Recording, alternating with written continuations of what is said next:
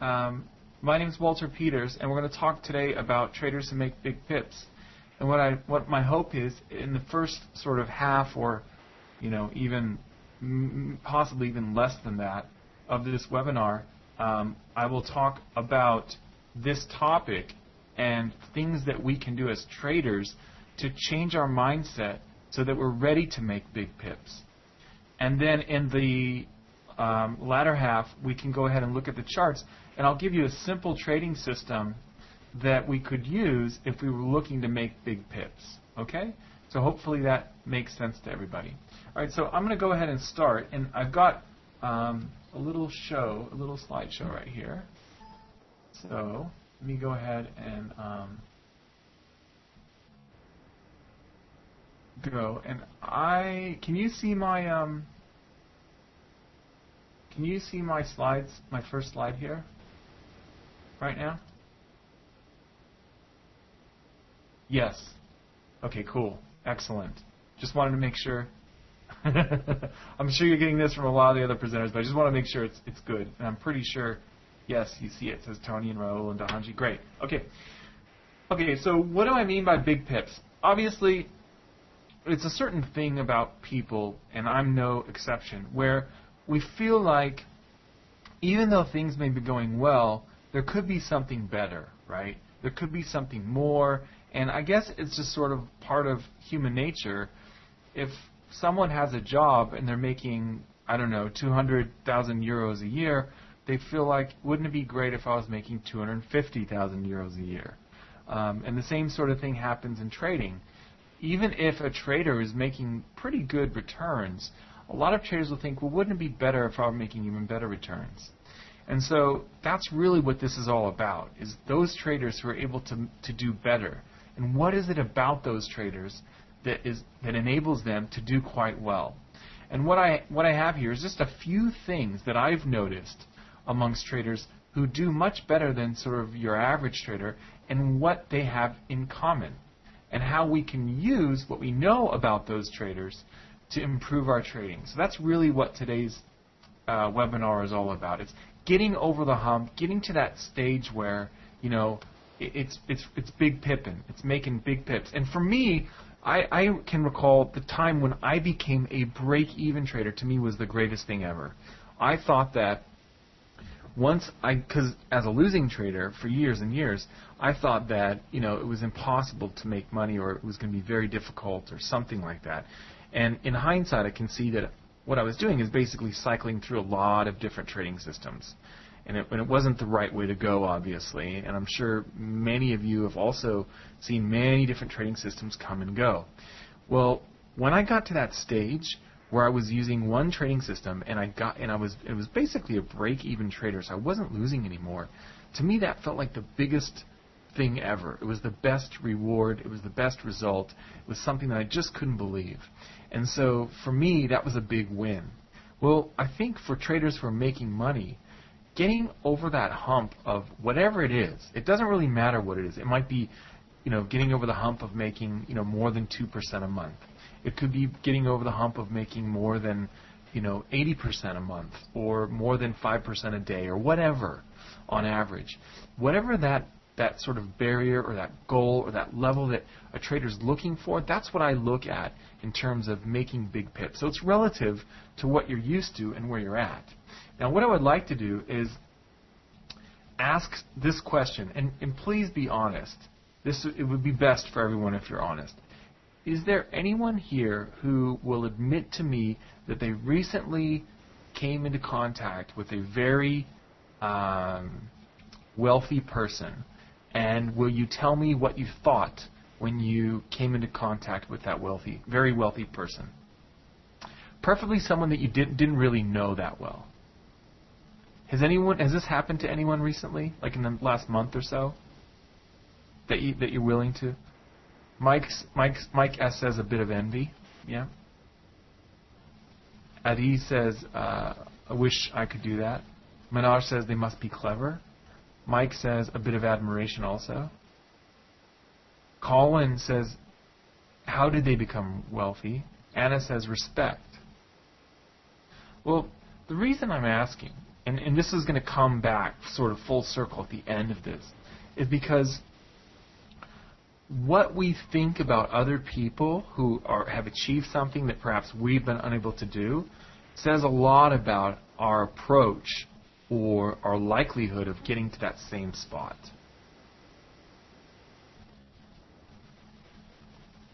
Oh, Q&A, right. So Vicky is saying, please use the Q&A box to send your questions. Yeah. So here's the thing, folks. We'll wait for the punchline till the end. Let's just go through these things. Vicky says to search for the Q&A, go to the top of your screen where the WebEx panel and will deploy, and you will see Q&A. Okay. All right. So let's go. Let's go on. The first thing that we know about people who do quite well in trading, and it doesn't really matter which time frame they use to trade, is that they wait. And they wait no matter what. And we know this for a fact. If you look, and I'm sure those of you that like Boyke, people who have been to a lot of different webinars, you know, they will say that the traders that are doing well are those that are patient. And why is this? Because they're waiting for things to line up specifically in a pattern or a sequence that they know they can extract money from the market. So, in other words, when I say waiting, you know, some of you that know me quite well know that I like to trade the higher time frames. And that's possibly a bit unusual. I'm not sure. I used to think that it was quite unusual, and I think that possibly more Forex traders trade the lower time frame charts. But I am sort of drawn to the 4-hour and the daily and the weekly charts. Sometimes I'll look at lower time frames, but usually I like the higher time frames. So I don't really mean that kind of waiting, though. If a trader is looking at a 5-minute chart and that trader waits 3 hours for that 5-minute chart to get to that certain spot to trigger a buy or a sell trade or whatever it is, that trader is patient. Even though that's a 5-minute chart trader, the fact that that trader waited and waited and waited until the market got to that point, that tells you something about that trader. The trader knows that there's a time to sit aside and there's a time to jump in the market. And we wait as very disciplined and successful traders. We wait for that just opportunity that you just can't give up, the one that you just actually have to take. You absolutely have to go for that opportunity. And that's really what a lot of very successful traders have in common, is they will wait, and they will wait no matter what.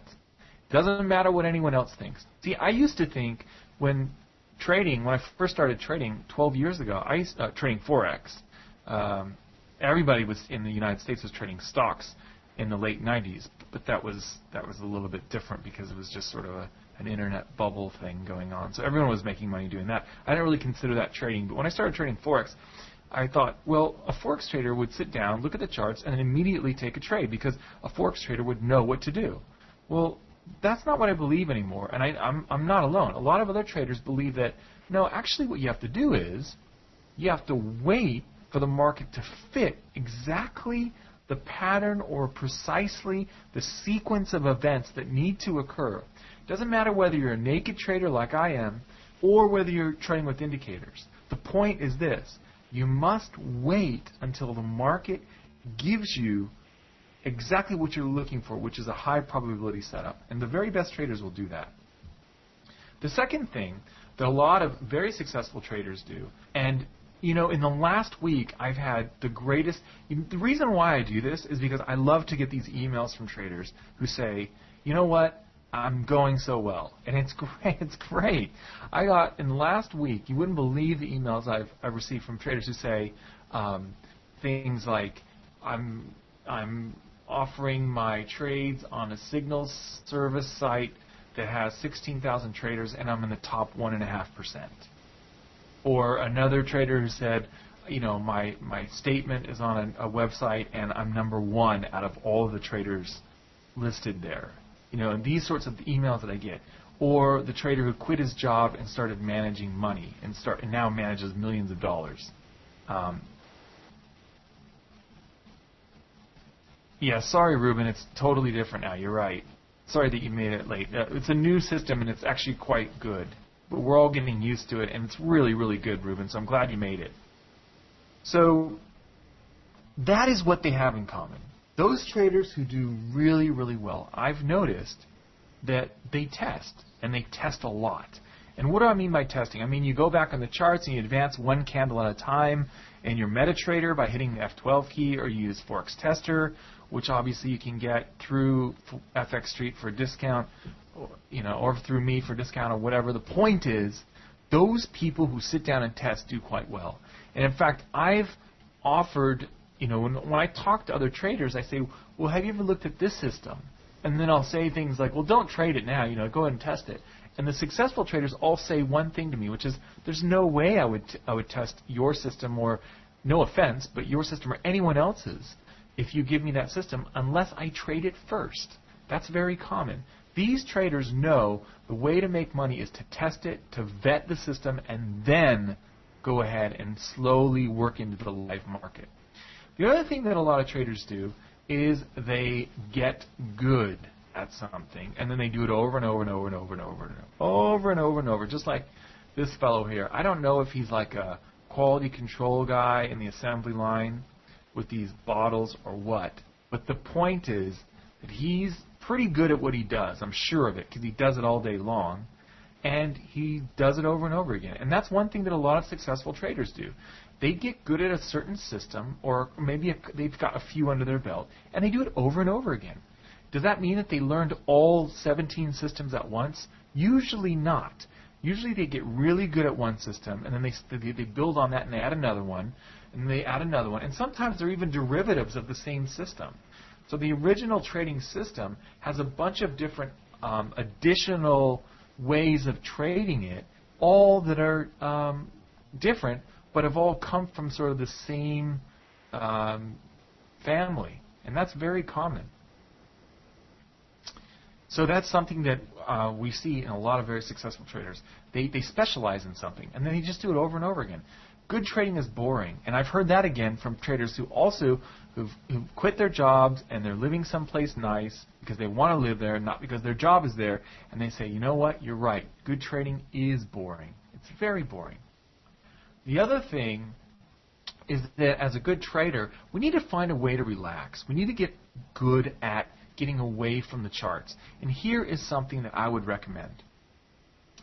If I were trying to figure out a way to become calm and analyze the charts with a clean mind, I would do one or two of these things. And I actually do both of them.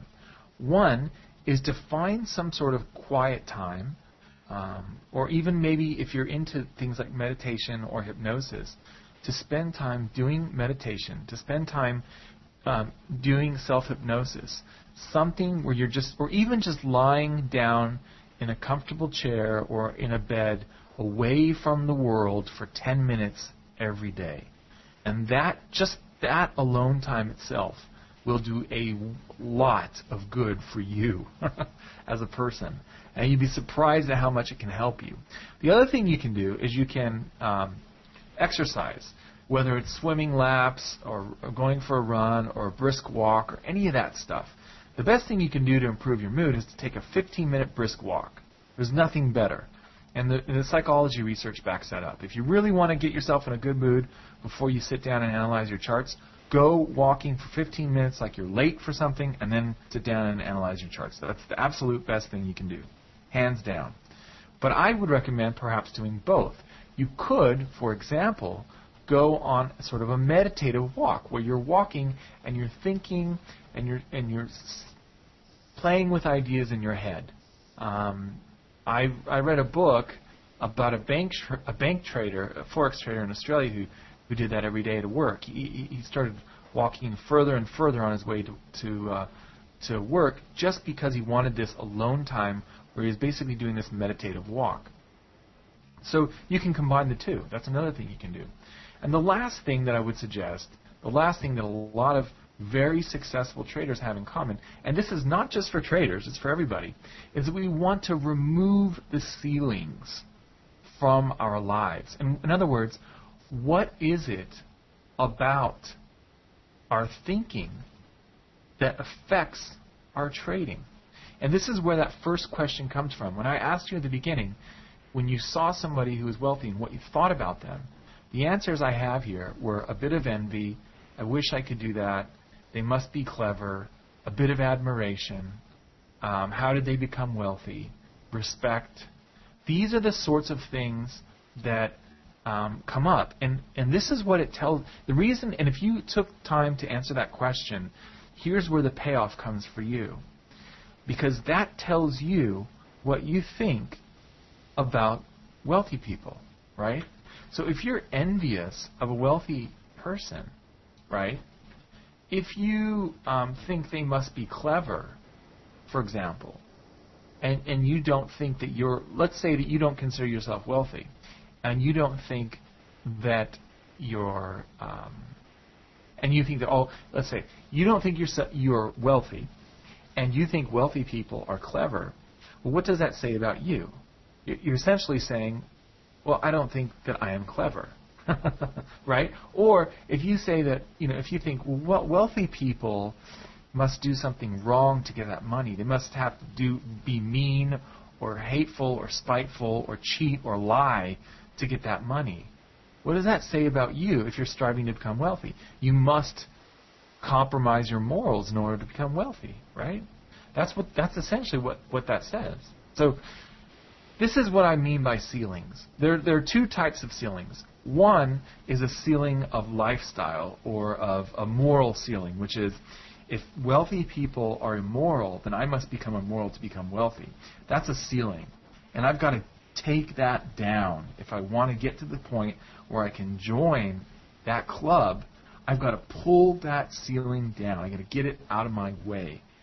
The other ceiling that we have is more specific to trading, which might be, you know what, there's no way that anyone can ever double their trading account in a month. That's impossible. Well, not only is it possible, but I've seen a lot of traders do that, right?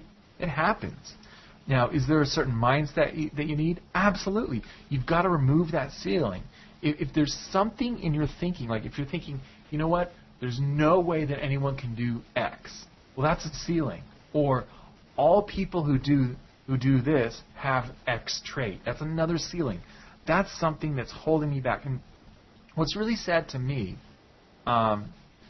is that people pass these things on to their kids too. And what happens is we see things like parents telling their children, "Oh, well, you're not smart enough to do that," or "You'll never be able to do that," or "You're pretty silly," or "You're pretty dumb," or "You got to learn your lesson." These sorts of things where they're basically passing their ceilings on down to their children, and that doesn't have to happen. All of the people who you can think of today who are quite well known and are wealthy, you can go ahead and read their biographies. I've read a lot of them. And one thing that you'll notice, one thing that they all have in common, is that they don't have ceilings. These ceilings are gone for them. People like Donald Trump's gone and he's lost all his money and then he got it all back. Well, how did he get it all back? How did he go bankrupt and then all of a sudden get all of his money back a few years later? How did that happen? It happens because he doesn't have that ceiling, right? Why is it that people are able to continually be successful over and over and over again? Because they've removed their ceilings, right? They've changed their thinking. They don't think that something's going to hold them back. They believe that everything's possible. A great example of this is the actor Will Smith, who I'm sure a lot of you are familiar with. Will Smith, I saw an interview once where he said, you know what? I know in my mind, if I had, instead of acting, if I had put my mind toward becoming President of the United States, I would have become President of the United States. And that's the kind of thinking I'm talking about. I know to some people this is going to sound very American and very over the top, but the fact is those people who are successful in doing things in their lives that they really want to achieve, they've had to remove this ceiling first. So this thinking that was holding them back had to be peeled away, because that's really what allows you to succeed and allows you to achieve your goals. You have to have congruence between your beliefs and your goals. In other words, you have to think, if I want to become wealthy, wealthy people are good. And the other thing you have to believe is, if I want to make X percentage per week, per day, per month, per year from my trading, I have to believe that's possible. And you can go back and backwards engineer it if you have to, right? You have to go back and go, okay, if I want to make this amount of money per year, how many pips do I need to make per month, per week, per day, on average? Doesn't mean you're going to make that every day. It just means on average I got to trend in that direction. So does that make sense to everybody? Basically, I just want to show you a couple of things that we can do. We can wait for the very best setups. We can test and test and test so we get very good. And we can focus in on one system and get really good at it. And then we have to work on our psychology. After we've got the mechanics done, after we've done our testing and we know what we're going to become an expert at, then we have to work on our psychology. And that's really where the major gains are going to come from. Okay, so let's look at the charts now. I'm going to move this here, and we're going to go to the charts. Okay. Are there any charts that anyone would like to look at? Because I will tell you right now what I'm looking at, but first perhaps we should, if you have any that you would like to look at in particular, that's fine as well.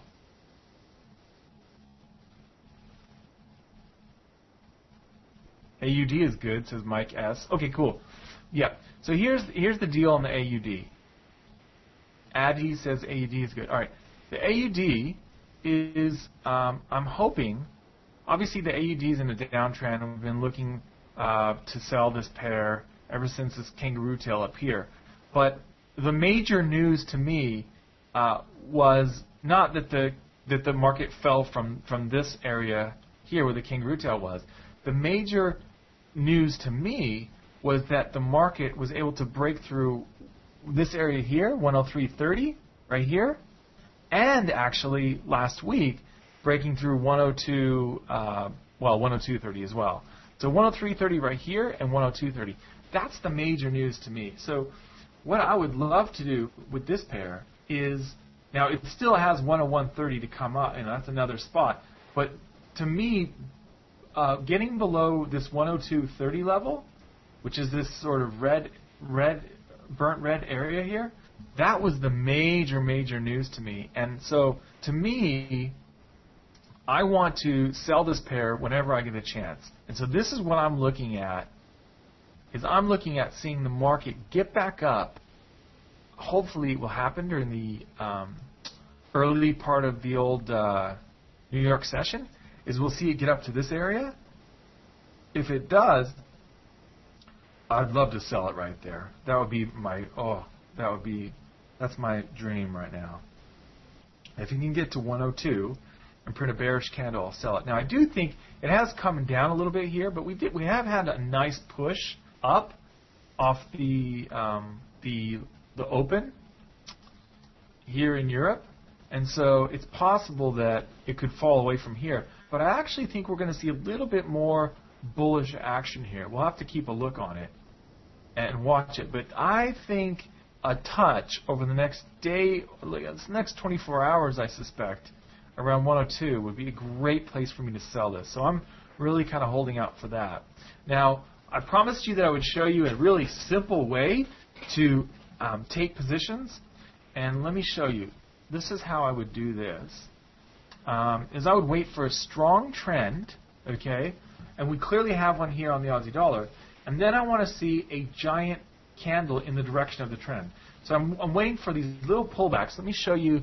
Actually, the euro may give us something good too. Actually, no, the euro is a bad example because it's just turned over as the euro looks like it's gone from a bullish move to a bearish move now off these lows over here. You know what? These charts are really ugly. I'm just going to bring up new charts. So a better one would be one that's strongly trending in one direction. And the Aussie is probably the best example of that at the moment. The other one would be the Aussie Kiwi, which is also a possibility. The Aussie Kiwi, you can see here, is strangling inside of these two trend lines. So it's doing one of those little axe or triangle formations. And to me, what's likely to happen here is that this it found support here, and then it found resistance there. I was waiting for it to get back up there and find resistance. It did. It's come back down, but now it's getting squeezed in here. So over the next 48 hours or so, I'll be looking for this pair to break out of this triangle here. Now, it could go either way. It could go up or it could go down. The most likely way it would go would be down. Down is much more likely than up, simply because the market's been in a strong downtrend. Now, could it do a fake out thing? Absolutely it could. One thing that it could do is it could break out to the upside and get up to, say, 25.30 and then give us a bearish candle, or even to these lows over here, these lows right here. It could give us a bearish touch there, which is 25.80. So between 25.30 and 25.80, if I saw a bearish candle there on the 4-hour, I'd love to sell it. But in the meantime, we're just stuck in this little area here, and I want to see if it's going to go lower or not, or if it's going to come back up and retrace. So that's a really good one too. But let me show you the sort of trending system that we can use here. If we have a trending market where the market's going strongly in one direction, what we can do is we can wait for the market to. The Aussie is pretty good because it has been trending down, and it gives us these little sort of bullish rallies, and then it falls once again. And so what we want to see when we get these really strong trends like this is a giant candle that just totally takes out all of the recent up moves. And what happens in these up moves is you get some really weak-looking candles. Like, see how we get these little candles here where the open, the close are near the middle, or even if it's a bullish candle, it's kind of a tiny one like that. And here's a kind of a weak-looking one. This is probably the biggest bullish-looking candle on this little retrace here. But to me, the real trigger that the trend is going to continue is the big bearish candle here. And those, to me, are great opportunities to sell. So I'd be looking for something like that. We didn't really get one here with this bullish move up here. We didn't really get any nice, big, giant bearish candles until this breakout here. And then there was another one last week, of course, right there. So what I would love to see is another retrace move up here to 102 or even 102.30 and then get another giant candle. Now, what are the rules for this? This is how I trade it. I wait for the market to retrace and go in the counter trend direction, and then I want to see a candle that's got a wider range than the last 3 candles. So this big candle right here is a 65 pip range, and it's bigger than this one, bigger than that one, and it's bigger than that one. It also has to be bearish because we're in a bearish trend here. So bearish would be a close down near the low, like we had here. We clearly also had that. We had it on this one, but this one doesn't really count because it printed sort of beyond the retracement. Whereas this one here, this bearish candle printed, and it's got a wider range than 1, 2, 3, last 3 candles. Here's another one right here. This candle actually does have a wider range than this candle. I know it might not look like that, but you can see here the range is 52 pips, and for this candle, the range is 56. So it does take out that candle, and that candle. So it is the biggest candle of the last 3. You could also make a case for this one right here, but it's kind of already fallen through. Ideally, this candle here would have printed up here instead. So this is just, and this only really works in really strongly trending markets. So markets like the Aussie dollar that's a great one to use right now. What's the? Let's take a look at the lower time frame on the Kiwi, or sorry, the loonie. I'm curious. The loonie, if we take a look here, yeah, see the loonie's kind of just right now falling away here. Yeah, I couldn't really make the case that the loonie is in a downtrend just because we had such a strong up move recently. So I wouldn't say that the loonie on the 4-hour chart is in a downtrend. What about our CAD yen? No, CAD yen also has been going up lately, but then just came down. I want a pair that's really strong. The strongest two I know of are the Aussie and the Aussie Kiwi, although our Aussie Yen is another good one. So let's take a look at this on this one. Okay, so here we go. We've got our big bearish candle. That doesn't qualify because this candle has a wider range. Here's another one here. This one, I'm not sure. I didn't take this one, but let's see if the range is 46. I don't think it is either. Let's see. I don't think it fits.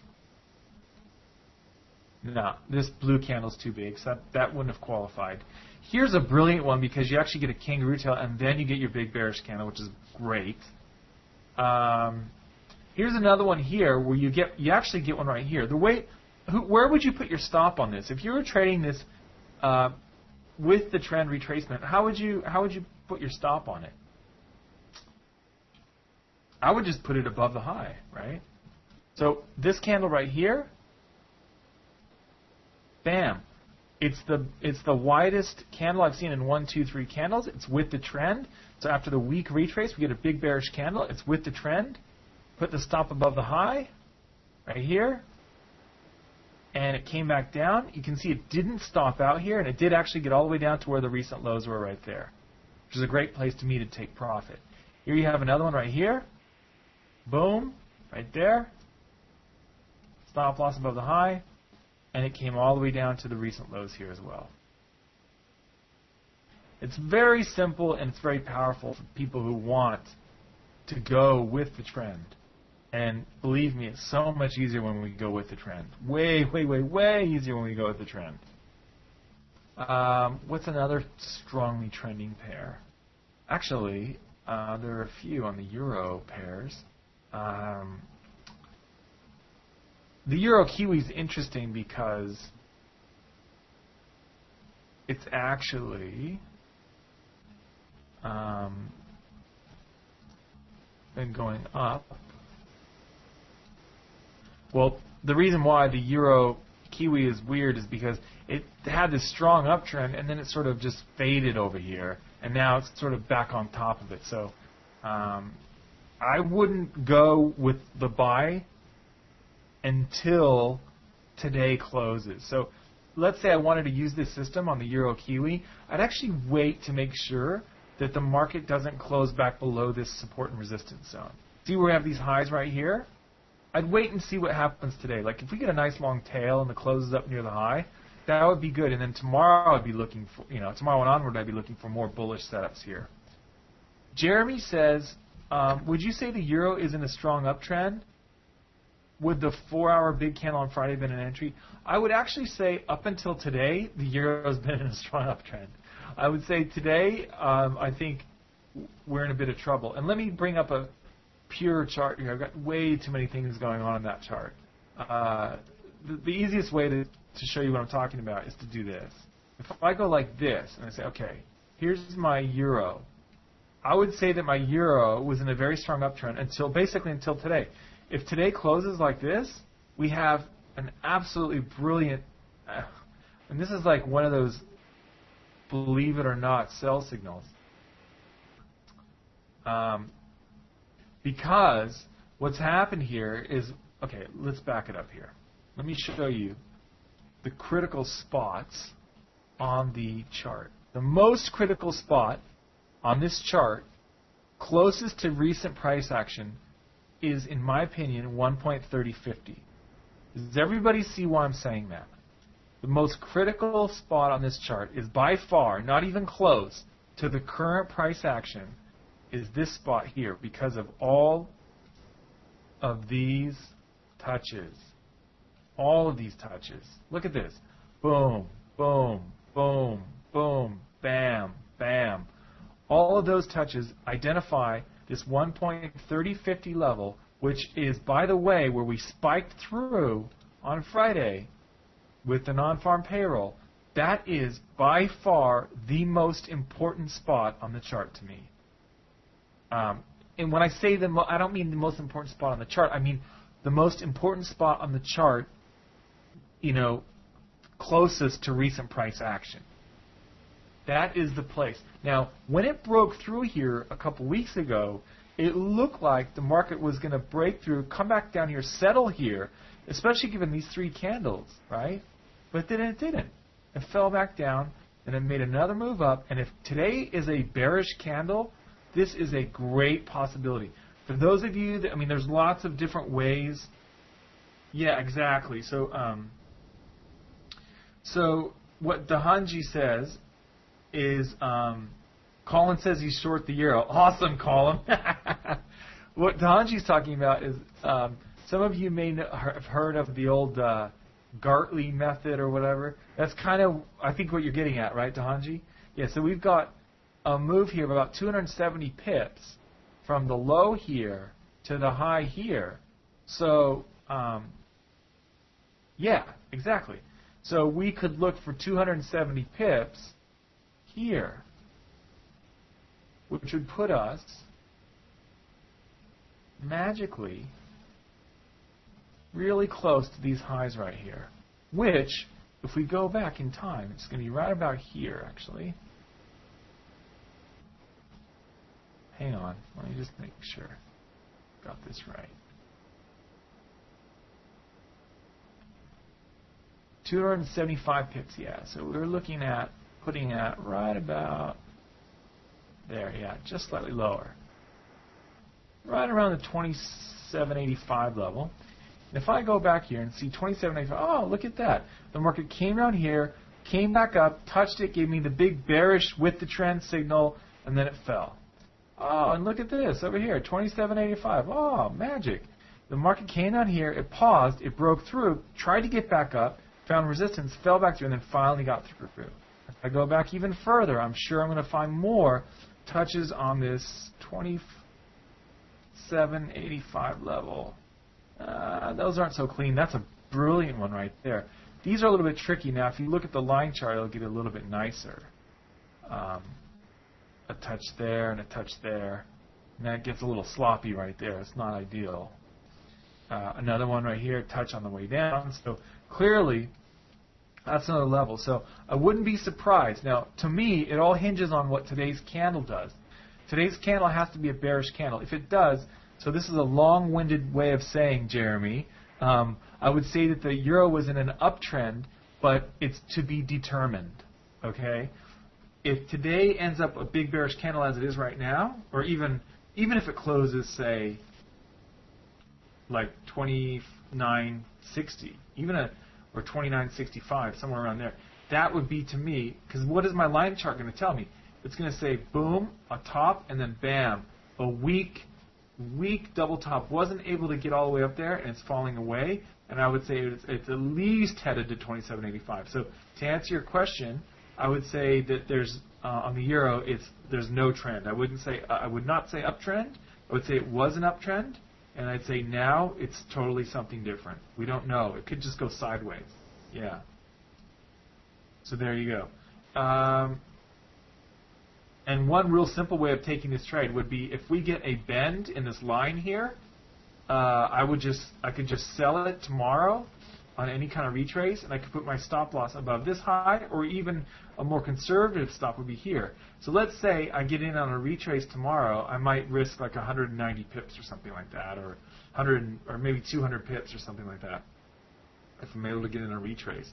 Or I could, cut that in half and just put my stop loss above the recent high. And I could shoot for this target right here, which is 27.85, and then I could shoot for this target right here, all these highs right here, which is 26. It's 26, but I would say 26.10 to be safe. Ruben, it's not a moolah on the, yeah, it's actually that's absolutely a moolah if it prints a bearish candle today. That's why I'm emphasizing that. Exactly. That's exactly right. Yep. Okay, so, and if, but really to do these sorts of trades, the thing that makes sense is to find the trending, find one that has a really strong trend, like the Aussie, That's really, to me, where the brilliant trades are. Same thing with the Swissy. You'll notice, remember we had that head and shoulders over here, shoulder, head, shoulder. came back up to the neckline, double topped, and then fell. Well, guess what? I thought it was going to get up to this area here and touch. This wick came really close. It got to 94.36, and I had it drawn. Oh, what is it? 94.36, and I had the bottom of the box drawn at 94.43, so I missed it by 7 pips. Didn't quite get in there. But anyway, it's a lot like the euro, obviously in reverse. It's looking like it was a downtrend. Perhaps we've got an uptrend happening here on the Swissy.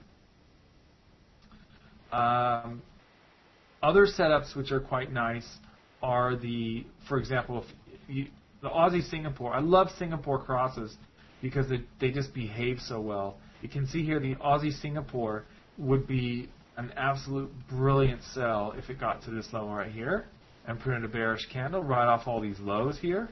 That's 25.50. If it gets up there and prints a bearish candle, that would be a brilliant sell. To me, that would be just perfect. The Euro Pound's already come back up. Euro Pound's actually another really nice bullish trend. The only thing, though, is that we've kind of double topped here where we've had a lot of trouble getting through in the past. So I would be a little bit concerned about trading that one because it's sort of like the euro. Is it turning around now? Yeah, that's right. How about some other pairs like the Pound Aussie? Well, the thing about the Pound Aussie is that it's a bit like the euro. It's been going up, up, and up and away. And now, perhaps, we see a little bit of a relaxation here, and perhaps it's going to fall back down and test 56.76. Some easier, let's see, look at the euro-yen. Let's do the euro-yen. Does anyone have any pairs that you want to see? Inverted head and shoulders on the euro-pound, says Hanji. We'll take a look at that one. Is that on the daily?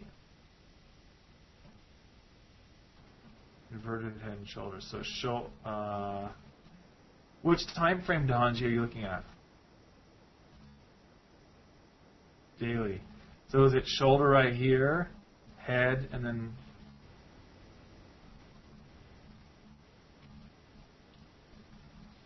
weekly?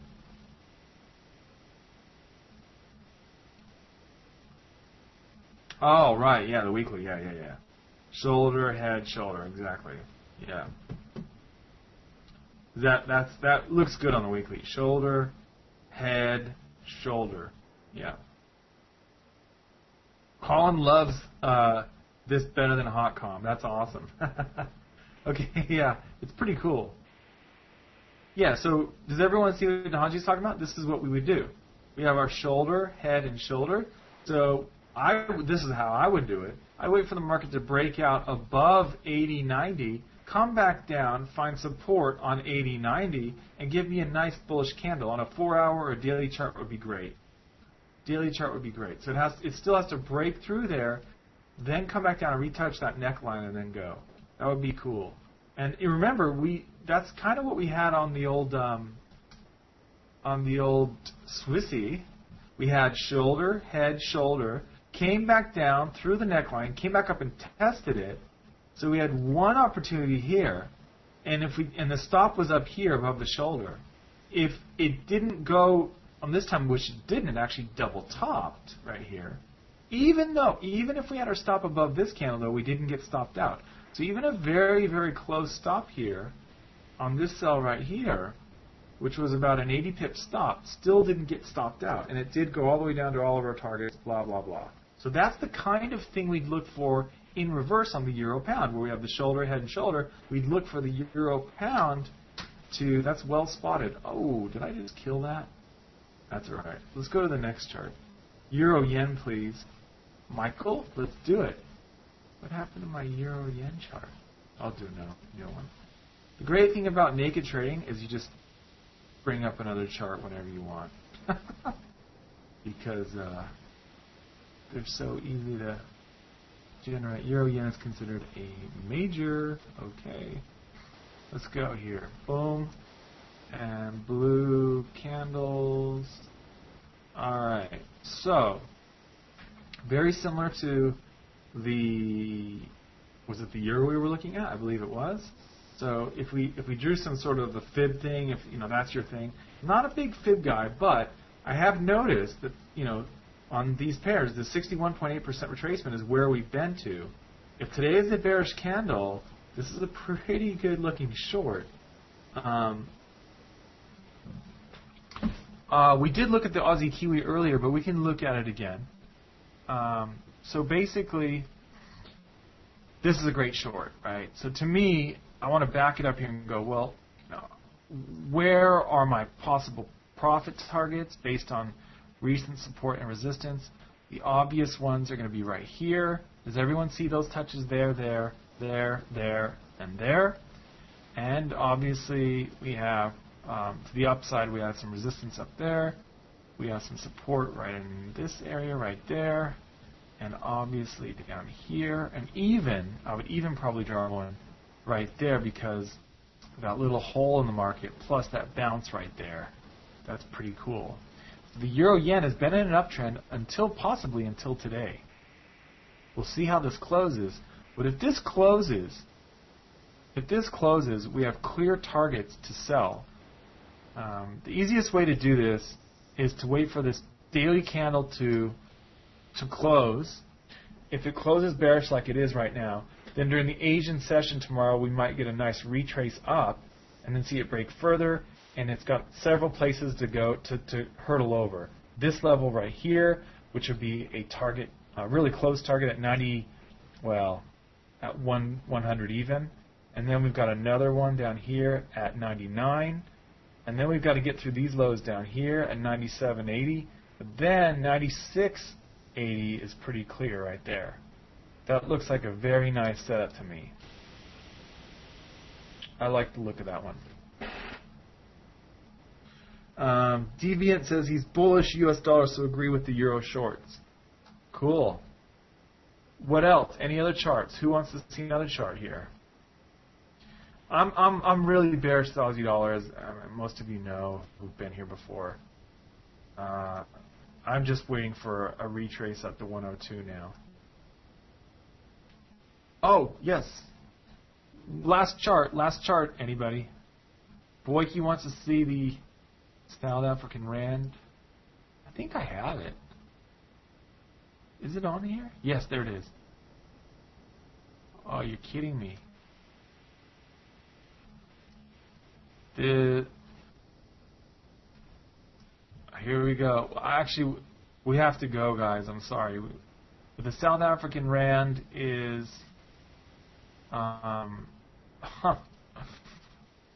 I'd say I would be looking for it to hit 9.5. If I had to guess, I'd say it's going to hit 9.51 before it comes down here and hits hits this level down here, which is 8.1240. So it's likely to go to 9.51 before it comes down here because of the breakout here. It's just basically a breakout. It may come back down and touch the box here, Boyke, right? So it could come back down here and touch this box and then go up. But if I were trading the South African Rand, I'd be looking for a target right here.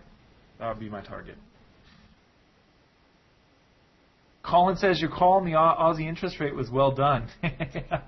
Yeah, price action told us what was going to happen there. That was pretty fun.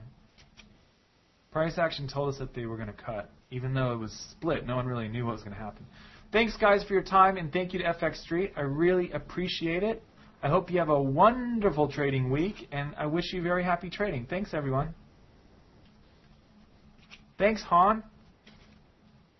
I'm glad you liked it, Mike. Thanks, Ahmed. Thanks, Deviant. See ya, Anna. Thanks, Colin. Bye, Tony. Bye, Minaj. Bye, Raul. Take care, everyone. Thanks a lot. See ya.